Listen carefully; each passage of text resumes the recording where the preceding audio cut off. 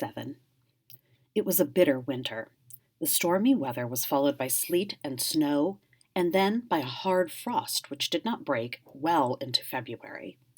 The animals carried on as best they could with the rebuilding of the windmill, well knowing that the outside world was watching them, and the envious human beings would rejoice in triumph if the mill were not finished on time.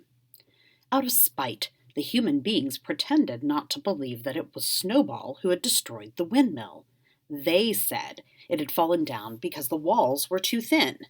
The animals knew that this was not the case, but still it had been decided to build the walls 3 feet thick this time instead of 18 inches as before, which meant collecting much larger quantities of stone. For a long time the quarry was full of snowdrifts and nothing could be done. Some progress was made in the dry, frosty weather that followed, but it was cruel work, and the animals could not feel so hopeful about it as they had felt before. They were always cold, and usually hungry as well. Only Boxer and Clover never lost heart. Squealer made excellent speeches on the joy of service and the dignity of honor, but the other animals found more inspiration in Boxer's strength and his never-failing cry of "I will work harder." In January, food fell short. The corn ration was drastically reduced, and it was announced that an extra potato ration would be issued to make up for it. Then it was discovered that the greater part of the potato crop had been frosted in the clamps, which had not been covered thickly enough. The potatoes had become soft and discolored, and only a few were edible. For days at a time, the animals had nothing to eat but chaff and mangles. Starvation seemed to stare them in the face. It was vitally necessary to conceal this fact from the outside world. Emboldened by the collapse of the windmill, the human beings were inventing fresh lies about Animal Farm. Once again, it was being put about that all the animals were dying of famine and disease, and that they were continually fighting among themselves, and had resorted to cannibalism and infanticide. Napoleon was well aware of the bad results that might follow if the real facts of the food situation were known, and he decided to make use of Mr. Whymper to spread a contrary impression. Hitherto the animals had had little or no contact with Whymper on his weekly visits. Now, however, a few selected animals, mostly sheep, were instructed to remark casually in his hearing that the rations had been increased. In addition, Napoleon ordered the almost empty bins in the store shed to be filled nearly to the brim with sand, which was then covered up with what remained of the grain and meal. On some suitable pretext, Whymper was led through the store shed and allowed to catch a glimpse of the bins. He was deceived and continued to report to the outside world that there was no food shortage on Animal Farm. Nevertheless, toward the end of January, it became obvious that it would be necessary to procure some more grain from somewhere. In these days Napoleon rarely appeared in public, but spent all his time in the farmhouse, which was guarded at each door by fierce-looking dogs. When he did emerge, it was in a ceremonial manner, with an escort of 6 dogs who closely surrounded him and growled if anyone came too near. Frequently he did not even appear on Sunday mornings, but issued his orders through one of the other pigs, usually Squealer. One Sunday morning, Squealer announced that the hens, who had just come in to lay again, must surrender their eggs. Napoleon had accepted, through Whymper, a contract for 400 eggs a week. The price of these would pay for enough grain and meal to keep the farm going till summer came on and conditions were easier. When the hens heard this, they raised a terrible outcry. They had been warned earlier that this sacrifice might be necessary, but had not believed that it would really happen. They were just getting their clutches ready for the spring sitting, and they protested that to take the eggs away now was murder. For the first time since the expulsion of Jones, there was something resembling a rebellion. Led by 3 young black Minorca pullets, the hens made a determined effort to thwart Napoleon's wishes. Their method was to fly up to the rafters and there lay their eggs, which smashed to pieces on the floor. Napoleon acted swiftly and ruthlessly. He ordered the hens' rations to be stopped and decreed that any animal giving so much as a grain of corn to a hen should be punished by death. The dogs saw to it that these orders were carried out. For 5 days the hens held out. Then they capitulated and went back to their nesting boxes. 9 hens had died in the meantime. Their bodies were buried in the orchard, and it was given out that they had died of coccidosis. Whymper heard nothing of this affair, and the eggs were duly delivered, a grocer's van driving up to the farm once a week to take them away. All this while, no more had been seen of Snowball. He was rumored to be hiding on one of the neighboring farms, either Foxwood or Pinchfield. Napoleon was by this time on slightly better terms with the other farmers than before. It happened that there was in the yard a pile of timber which had been stacked there 10 years earlier when a beech spinney was cleared. It was well seasoned, and Whymper had advised Napoleon to sell it. Both Mr. Pilkington and Mr. Frederick were anxious to buy it. Napoleon was hesitating between the two, unable to make up his mind. It was noticed that whenever he seemed on the point of coming to an agreement with Frederick, Snowball was declared to be hiding at Foxwood, while when he inclined towards Pilkington, Snowball was said to be at Pinchfield. Suddenly, early in the spring, an alarming thing was discovered. Snowball was secretly frequenting the farm by night. The animals were so disturbed that they could hardly sleep in their stalls. Every night, it was said, he came creeping in under the cover of darkness and performed all kinds of mischief. He stole the corn, he upset the milk pails, he broke the eggs, he trampled the seed beds, he gnawed the bark off the fruit trees. Whenever anything went wrong, it became usual to attribute it to Snowball. If a window was broken or a drain was blocked up, someone was certain to say that Snowball had come in the night and done it. And when the key of the store shed was lost, the whole farm was convinced that Snowball had thrown it down the well. Curiously enough, they went on believing this even after the mislaid key was found under a sack of meal. The cows declared unanimously that Snowball crept into their stalls and milked them in their sleep. The rats, which had been troublesome that winter, were also said to be in league with Snowball. Napoleon decreed that there should be a full investigation into Snowball's activities. With his dogs in attendance, he set out and made a careful tour of inspection of the farm buildings, the other animals following at a respectful distance. Every few steps, Napoleon stopped and snuffed the ground for traces of Snowball's footsteps, which he said he could detect by the smell. He snuffed in every corner, in the barn, in the cow shed, in the hen houses, in the vegetable garden, and found traces of Snowball almost everywhere. He would put his snout to the ground, give several deep sniffs, and exclaim in a terrible voice, "Snowball! He's been here! I can smell him distinctly." And at the word Snowball, all the dogs let out blood-curdling growls and showed their teeth. The animals were thoroughly frightened. It seemed to them as though Snowball were some kind of invisible influence, pervading the air about them and menacing them with all kinds of dangers. In the evening, Squealer called them together, and with an alarmed expression on his face told them that he had some serious news to report. "Comrades," cried Squealer, making little nervous skips, "a most terrible thing has been discovered.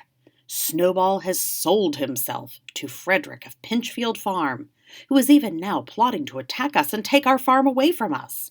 Snowball is to act as his guide when the attack begins, but there is worse than that.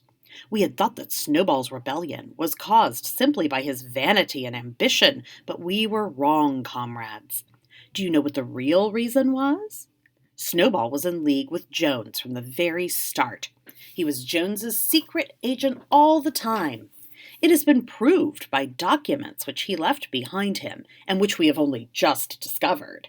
To my mind, this explains a great deal, comrades. Did we not see for ourselves how he attempted, fortunately without success, to get us defeated and destroyed at the Battle of the Cowshed?" The animals were stupefied. This was a wickedness far outdoing Snowball's destruction of the windmill. But it was some minutes before they could fully take it in. They all remembered, or thought they remembered, how they had seen Snowball charging ahead of them at the Battle of the Cowshed, how he rallied and encouraged them at every turn, how he had not paused for an instant even when the pellets from Jones's gun had wounded his back.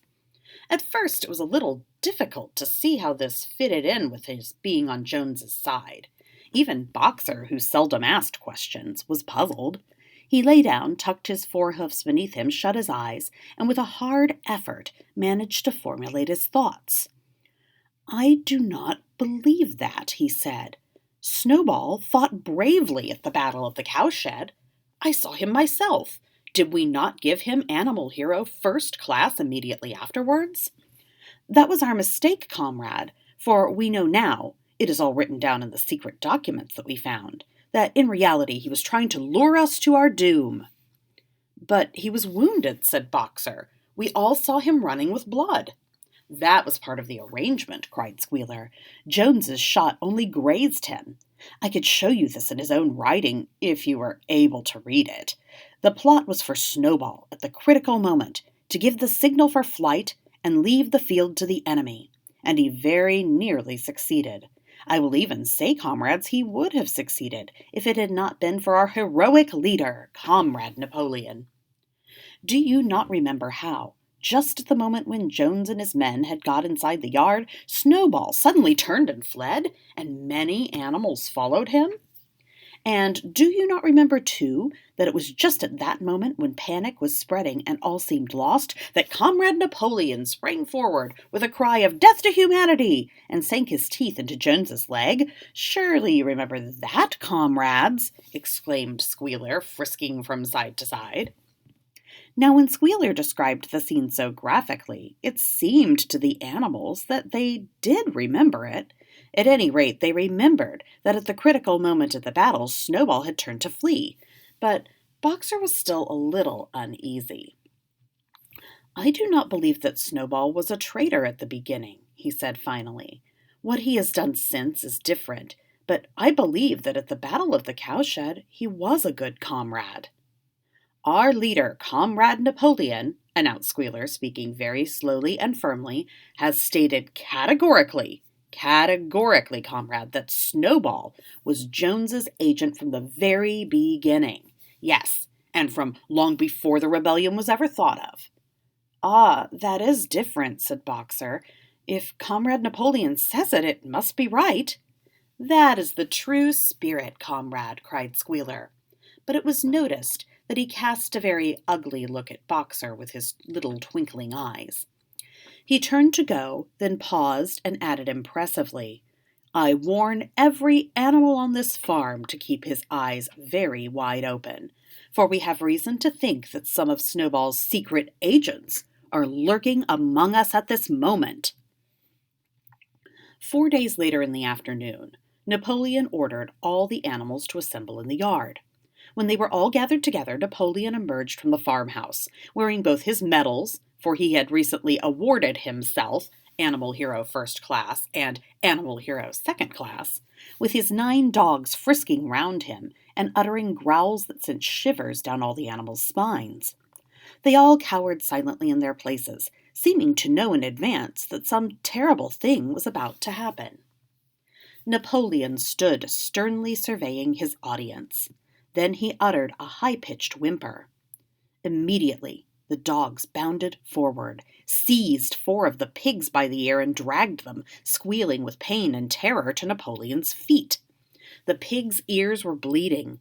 The dogs had tasted blood, and for a few moments they appeared to go quite mad.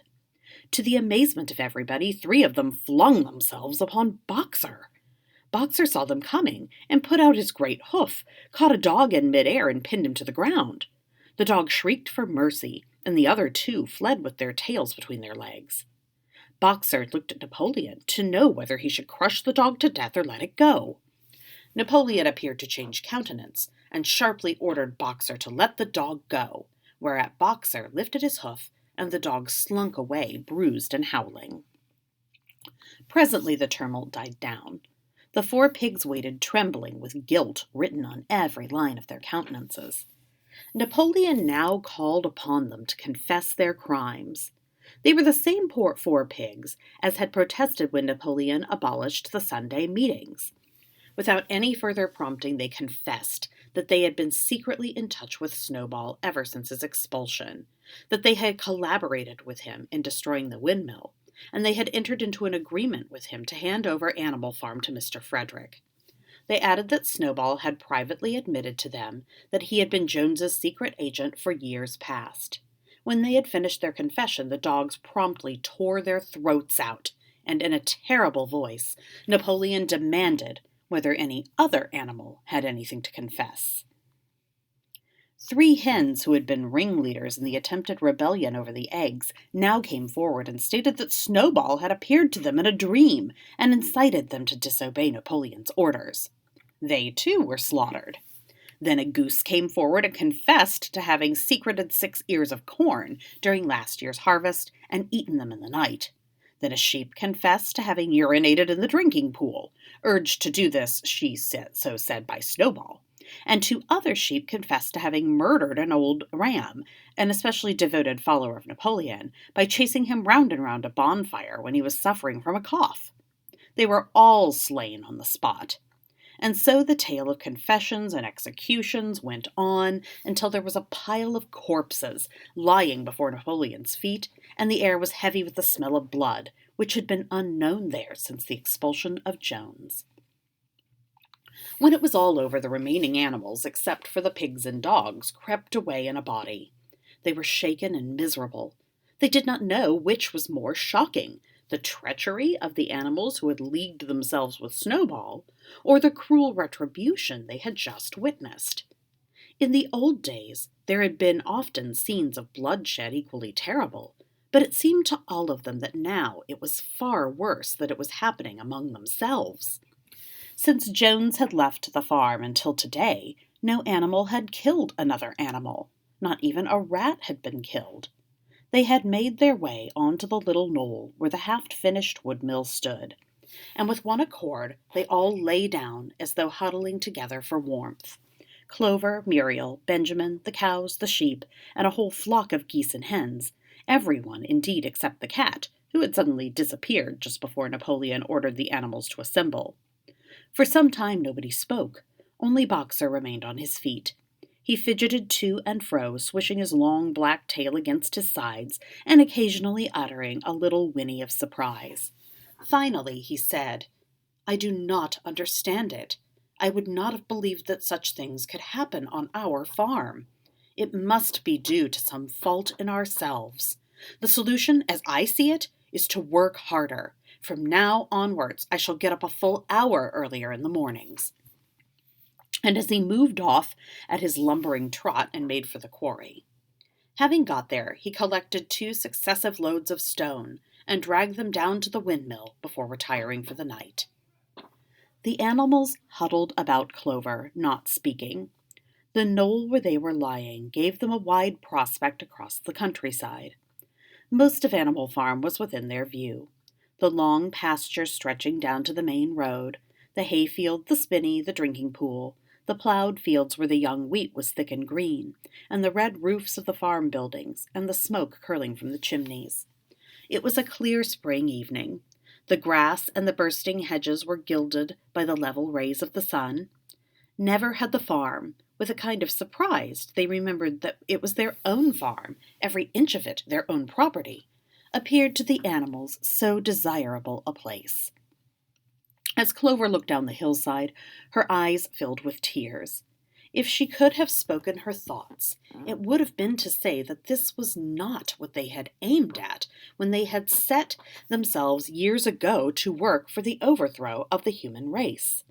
These scenes of terror and slaughter were not what they had looked forward to on that night when old Major first stirred them to rebellion.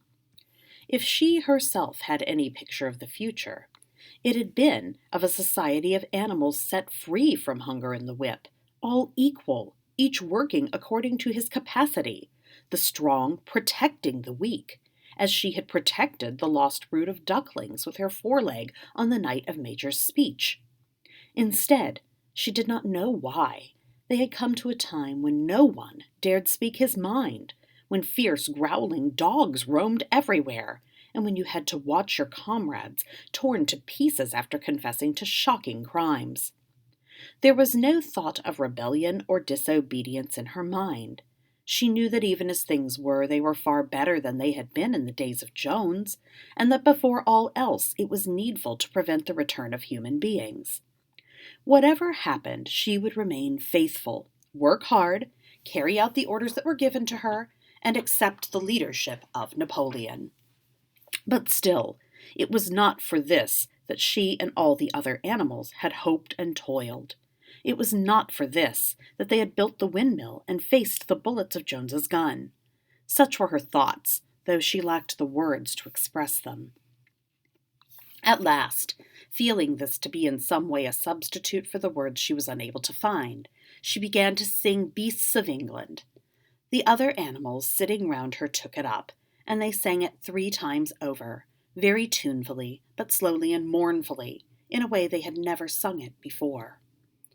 They had just finished singing it for the 3rd time when Squealer, attended by 2 dogs, approached them with the air of having something important to say. He announced that, by a special decree of Comrade Napoleon, Beasts of England had been abolished. From now onwards it was forbidden to sing it. The animals were taken aback. "Why?" cried Muriel. "It's no longer needed, comrade," said Squealer stiffly. "Beasts of England was the song of the rebellion, but the rebellion is now completed. The execution of traitors this afternoon was the final act. The enemy, both external and internal, has been defeated. In Beasts of England we expressed our longing for a better society in days to come, but that society has now been established. Clearly this song no longer has any purpose." Frightened though they were, some of the animals might possibly have protested, but at this moment the sheep set up their usual bleating of 4 legs good, 2 legs bad, which went on for several minutes and put an end to the discussion. So Beasts of England was heard no more.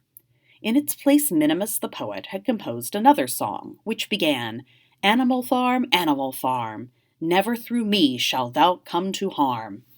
And this was sung every Sunday morning, after hoisting of the flag. But somehow neither the words nor the tune ever seemed to the animals to come up to Beasts of England. Chapter 8. A few days later, when the terror caused by the executions had died down, some of the animals remembered, or thought they remembered, that the 6th commandment decreed, "No animal shall kill any other animal."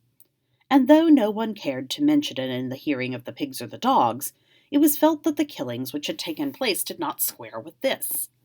Clover asked Benjamin to read her the 6th commandment, and when Benjamin, as usual, said that he refused to meddle in such matters, she fetched Muriel. Muriel read the commandment for her. It ran, "No animal shall kill any other animal without cause." Somehow or other, the last 2 words had slipped out of the animals' memory. But they saw now that the commandment had not been violated, for clearly there was good reason for killing the traitors who had leagued themselves with Snowball. Throughout the year, the animals worked even harder than they had worked in the previous year. To rebuild the windmill, with walls twice as thick as before, and to finish it by the appointed date, together with the regular work of the farm, was a tremendous labor. There were times when it seemed to the animals that they worked longer hours and fed no better than they had done in Jones's day. On Sunday morning, Squealer, holding down a long strip of paper with his trotter, would read out to them lists of figures, proving that the production of every class of foodstuff had increased by 200%, 300%, or 500%, as the case might be. The animals saw no reason to disbelieve him, especially as they could no longer remember very clearly what conditions had been like before the rebellion. All the same, there were days when they felt that they would sooner have had less figures and more food. All orders were now issued through Squealer or one of the other pigs. Napoleon himself was not seen in public as often as once in a fortnight. When he did appear, he was attended not only by his retinue of dogs, but by a black cockerel who marched in front of him and acted as a kind of trumpeter, letting out cock-a-doodle-doo before Napoleon spoke. Even in the farmhouse, it was said, Napoleon inhabited separate apartments from the others. He took his meals alone, with 2 dogs to wait upon him, and always ate from the Crown Derby dinner service, which had been in the glass cupboard in the drawing-room. It was also announced that the gun would be fired every year on Napoleon's birthday, as well as on the other 2 anniversaries. Napoleon was now never spoken of as simply Napoleon. He was always referred to in a formal style as our leader, Comrade Napoleon. And this pigs liked to invent for him and things pigs liked to invent for him, such titles as Father of all animals, Terror of mankind, Protector of the sheepfold, Duckling's friend, and the like. In his speeches, Squealer would talk with tears rolling down his cheeks of Napoleon's wisdom, the goodness of his heart, and the deep love he bore to all animals everywhere, even and especially the unhappy animals who still lived in ignorance and slavery on other farms. It had become usual to give Napoleon credit for every successful achievement and every stroke of good fortune. You would often hear one hen remark to another, "Under the guidance of our leader, Comrade Napoleon, I have laid 5 eggs in 6 days." Or 2 cows, enjoying a drink at the pool, would exclaim, "Thanks to the leadership of Comrade Napoleon, how excellent this water tastes." The general feeling on the farm was expressed in a poem entitled Comrade Napoleon, which was composed by Minimus and which ran as follows. Friend of the fatherless, fountain of happiness, Lord of the swill bucket, oh, how my soul is on fire when I gaze at thy calm and commanding eye, like the sun in the sky, Comrade Napoleon. Thou art the giver of all that thy creatures love, full belly twice a day, clean straw to roll upon, every beast great and small sleeps at peace in his stall, thou watchest over all, Comrade Napoleon. Had I a sucking pig, ere he had grown as big, even as a pint bottle or as a rolling pin, he should have learned to be faithful and true to thee. Yes, his first squeak should be, Comrade Napoleon. Napoleon approved of this poem, and caused it to be inscribed on the wall of the big barn, at the opposite end from the 7 commandments. It was surrounded by a portrait of Napoleon, in profile, executed by Squealer in white paint.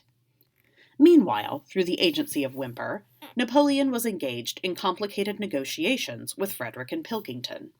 The pile of timber was still unsold. Of the two, Frederick was the more anxious to get hold of it, but he would not offer a reasonable price. At the same time, there were renewed rumors that Frederick and his men were plotting to attack Animal Farm and to destroy the Windmill, the building of which had aroused furious jealousy in him. Snowball was known to still be skulking at Pinchfield Farm. In the middle of the summer, the animals were alarmed to hear that 3 hens had come forward and confessed that, inspired by Snowball, they had entered into a plot to murder Napoleon. They were executed immediately, and fresh precautions for Napoleon's safety were taken. 4 dogs guarded his bed at night, 1 at each corner, and a young pig named Pink Eye was given the task of tasting all his food before he ate it, lest it should be poisoned. At about the same time it was given out that Napoleon had arranged to sell the pile of timber to Mr. Pilkington. He was also going to enter into a regular agreement for the exchange of certain products between Animal Farm and Foxwood. The relations between Napoleon and Pilkington, though they were only conducted through Whymper, were now almost friendly. The animals distrusted Pilkington as a human being, but greatly preferred him to Frederick, whom they both feared and hated. As the summer wore on and the windmill neared its completion, the rumors of an impending treacherous attack grew stronger and stronger. Frederick, it was said, intended to bring against them 20 men all armed with guns, and he had already bribed the magistrates and police, so that if he could once get hold of the title deeds of Animal Farm, they would ask no questions. Moreover, terrible stories were leaking out from Pinchfield about the cruelties that Frederick practiced upon his animals. He had flogged an old horse to death. He starved his cows. He had killed a dog by throwing it into the furnace. He amused himself in the evenings by making cockfights with splinters of razor blade tied to their spurs. The animals' blood boiled with rage when they heard of these things being done to their comrades, and sometimes they clamored to be allowed to go out in a body and attack Pinchfield Farm, drive out the humans, and set the animals free. But Squealer counseled them to avoid rash actions and trust in Comrade Napoleon's strategy. Nevertheless, the feeling against Frederick continued to run high. On one Sunday morning, Napoleon appeared in the barn and explained that he had never at any time contemplated selling the pile of timber to Frederick. He considered it beneath his dignity, he said, to have dealings with scoundrels of that description. The pigeons, who were still sent out to spread the tidings of the rebellion, were forbidden to set foot anywhere on Foxwood, and were also ordered to drop their former slogan of "Death to Humanity" in favor of "Death to Frederick." In the late summer, yet another of Snowball's machinations was laid bare. The wheat crop was full of weeds, and it was discovered that on one of his nocturnal visits, Snowball had mixed weed seeds with the seed corn. A gander who had been privy to the plot had confessed his guilt to Squealer, and immediately committed suicide by swallowing deadly nightshade berries. The animals now also learned that Snowball had never, as many of them had believed hitherto, received the order of Animal First Class. This was merely a legend which had been spread some time after the Battle of the Cowshed by Snowball himself. So far from being decorated, he had been censured for showing cowardice in the battle. Once again, some of the animals heard this with a certain bewilderment, but Squealer was soon able to convince them that their memories had been at fault. In the autumn, by a tremendous, exhausting effort, for the harvest had to be gathered at almost the same time, the windmill was finished. The machinery still had to be installed, and Whymper was negotiating the purchase of it, but the structure was completed. In the teeth of every difficulty, in spite of inexperience, of primitive implements, of bad luck, and of Snowball's treachery, the work had been finished punctually to the very day. Tired but proud, the animals walked round and round their masterpiece, which appeared even more beautiful in their eyes than when it had been built the first time. Moreover, the walls were twice as thick as before. Nothing short of explosives would lay them low this time. And when they thought of how they had labored, what discouragements they had overcome, and the enormous difference that would be made in their lives when the sails were turning and the dynamos running, when they thought of all of this, their tiredness forsook them, and they gamboled round and round the windmill, uttering cries of triumph. Napoleon himself, attended by his dogs and his cockerel, came down to inspect the completed work. He personally congratulated the animals on their achievement, and announced that the mill would be named Napoleon Mill. 2 days later, the animals were called together for a special meeting in the barn. They were struck dumb with surprise when Napoleon announced that he had sold the pile of lumber to Frederick. Tomorrow, Frederick's wagons would arrive and begin carting it away. Throughout the whole period of him seeming friendship with Pilkington, Napoleon had really been in secret agreement with Frederick. All relations with Foxwood had been broken off. Insulting messages had been sent to Pilkington. The pigeons had been told to avoid Pinchfield Farm and to alter their slogan from "Death to Frederick" to "Death to Pilkington." At the same time, Napoleon assured the animals that the stories of an impending attack on Animal Farm were completely untrue, and that the tales about Frederick's cruelty to his own animals had been greatly exaggerated. All these rumors had probably originated with Snowball and his agents. It now appeared that Snowball was not, after all, hiding on Pinchfield Farm, and had, in fact, never been there in his life. He was living in considerable luxury, so it was said, at Foxwood, which had been in reality a pensioner of Pilkington for years past. The pigs were in ecstasies over Napoleon's cunning. By seeming to be friendly with Pilkington, he had forced Frederick to raise his price by 12 pounds. But the superior quality of Napoleon's mind, said Squealer, was shown in the fact that he trusted nobody, not even Frederick. Frederick had wanted to pay for the timber with something called a check, which it seemed was a piece of paper with a promise to pay written upon it. But Napoleon was too clever for him. He had demanded payment in real 5-pound notes, which were to be handed over before the timber was removed. Already Frederick had paid up, and the sum he had paid was just enough to buy the machinery for the windmill. Meanwhile, the timber was being carted away at high speed. When it was all gone, another special meeting was held in the barn for the animals to inspect Frederick's banknotes. Smiling beatifically and wearing both his decorations, Napoleon reposed on a bed of straw on the platform, with the money at his side, neatly piled on a china dish from the farmhouse kitchen. The animals filed slowly past, and each gazed his fill. And Boxer put out his nose to sniff the banknotes, and the flimsy white things stirred and rustled in his breath. 3 days later, there was a terrible hullabaloo. Whymper, his face deadly pale, came racing up the path on his bicycle, flung it down in the yard, and rushed straight into the farmhouse. The next moment, a choking roar of rage sounded from Napoleon's apartments. The news of what had happened sped round the farm like wildfire. The banknotes were forgeries. Frederick had got the timber for nothing.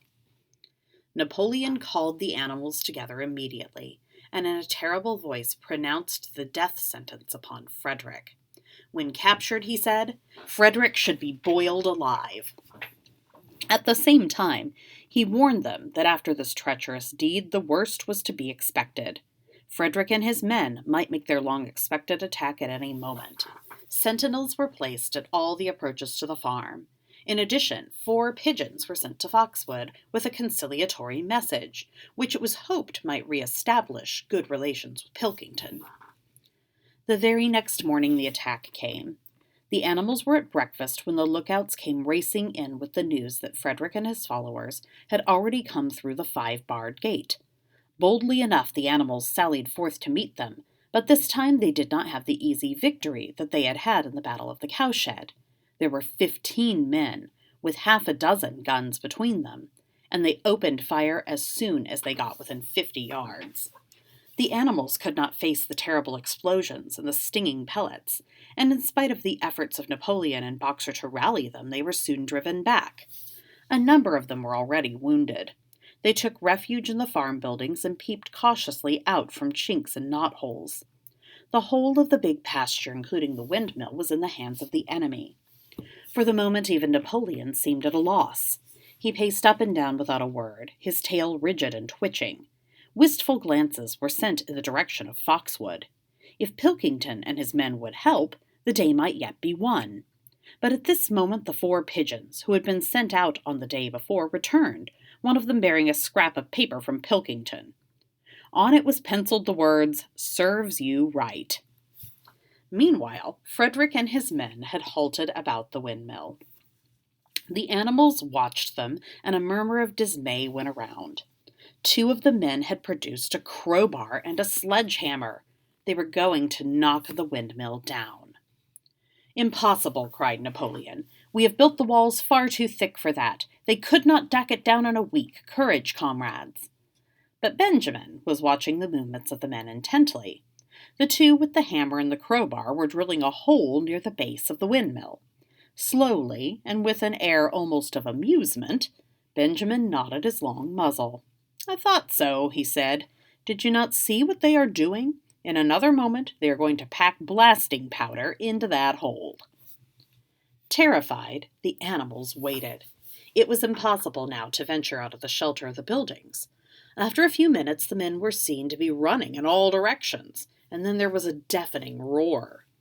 The pigeons swirled into the air, and all the animals except Napoleon flung themselves flat on their bellies and hid their faces. When they got up again, a huge cloud of black smoke was hanging where the windmill had been. Slowly the breeze drifted it away. The windmill had ceased to exist. At this sight, the animals' courage returned to them.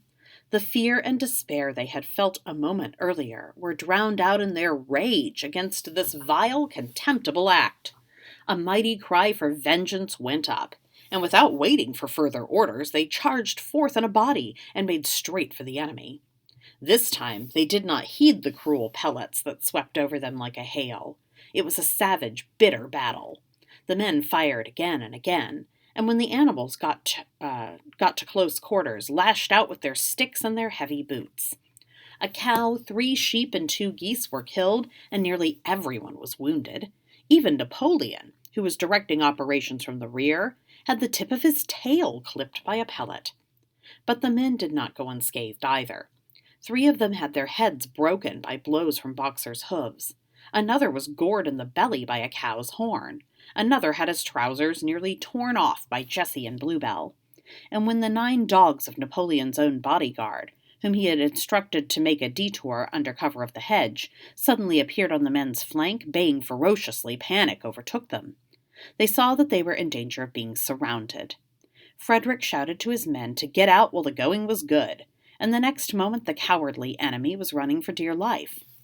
The animals chased them right down the bottom of the field, and got in some last kicks at them as they forced their way through the thorn hedge. They had won, but they were weary and bleeding. Slowly they began to limp back towards the farm.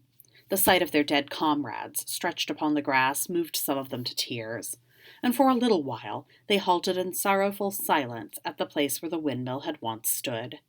Yes, it was gone. Almost the last trace of their labor was gone.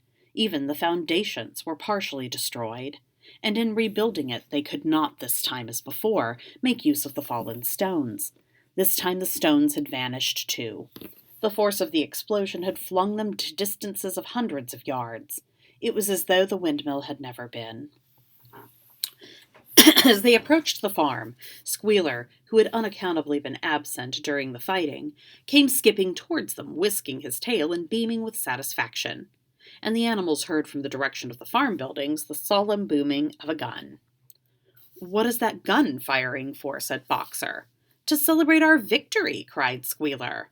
"What victory?" said Boxer. His knees were bleeding, he had lost a shoe and split his hoof, and a dozen pellets had lodged themselves in his hind leg. "What victory, comrade? Have we not driven the enemy off our soil, the sacred soil of Animal Farm? But they have destroyed the windmill, and we worked on it for 2 years.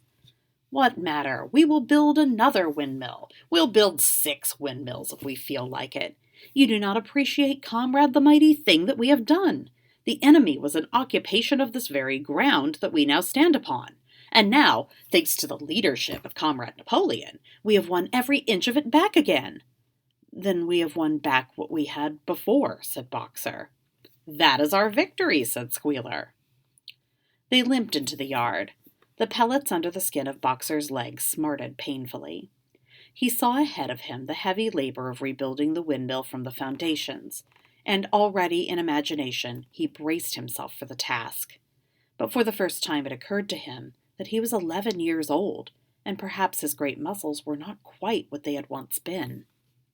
But when the animals saw the green flag flying, and heard the gun firing again, 7 times it was fired in all, and heard the speech that Napoleon made congratulating them on their conduct, it did seem to them that after all they had won a great victory. The animals slain in the battle were given a solemn funeral.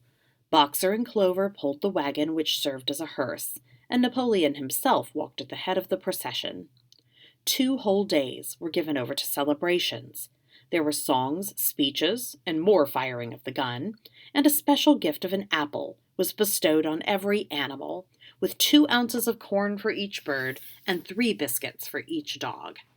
It was announced that the battle would be called the Battle of the Windmill, and that Napoleon had created a new decoration, the Order of the Green Banner, which he had conferred upon himself. In the general rejoicings, the unfortunate affair of the banknotes was forgotten. It was a few days later than this that the pigs came upon a case of whiskey in the cellars of the farmhouse. It had been overlooked at the time when the house was first occupied. That night there came from the farmhouse the sound of loud singing, in which, to everyone's surprise, the strains of Beasts of England were mixed up. At about 9:30, Napoleon, wearing an old bowler hat of Mr. Jones's, was distinctly seen to emerge from the back door, gallop rapidly over the yard, and disappear indoors again. But in the morning a deep silence hung over the farmhouse. Not a pig appeared to be stirring. It was nearly 9 o'clock when Squealer made his appearance, walking slowly and dejectedly, his eyes dull, his tail hanging limply behind him, and with every appearance of being seriously ill. He called the animals together and told them he had a terrible piece of news to impart. Comrade Napoleon was dying. A cry of lamentation went up. Straw was laid down outside the doors of the farmhouse, and the animals walked on tiptoe. With tears in their eyes, they asked one another what they should do if their leader were taken away from them. A rumor went round that Snowball had after all contrived to introduce poison into Napoleon's food. At 11 o'clock, Squealer came out to make another announcement. As his last act upon earth, Comrade Napoleon had pronounced a solemn decree. The drinking of alcohol was to be punished by death. By the evening, however, Napoleon appeared to be somewhat better, and the following morning Squealer was able to tell them that he was well on the way to recovery. By the evening of that day, Napoleon was back at work, and on the next day it was learned that he had instructed Whymper to purchase in Willingdon some booklets on brewing and distilling. A week later, Napoleon gave orders that the small paddock beyond the orchard, which had previously been intended to set aside as a grazing ground for animals who were past work, was to be plowed up. It was given out that the pasture was exhausted and needed reseeding, but it soon became known that Napoleon intended to sow it with barley. About this time, there occurred a strange incident which hardly anyone was able to understand. One night at about 12 o'clock there was a loud crash in the yard, and the animals rushed out of their stalls. It was a moonlit night. At the foot of the end of the wall of the big barn, where 7 commandments were written, there lay a ladder, broken in 2 pieces. Squealer, temporarily stunned, was sprawling beside it, and near at hand there lay a lantern, a paintbrush, and an overturned pot of white paint. The dogs immediately made a ring round Squealer and escorted him back to the farmhouse as soon as he was able to walk. None of the animals could form any idea as to what this meant, except old Benjamin, who nodded his muzzle with a knowing air and seemed to understand, but would say nothing. But a few days later Muriel, reading over the 7 commandments to herself, noticed that there was yet another of them which the animals had remembered wrong. They had thought the 5th commandment was, "No animal shall drink alcohol," but there were 2 words that they had forgotten. Actually, the commandment read, "No animal shall drink alcohol to excess."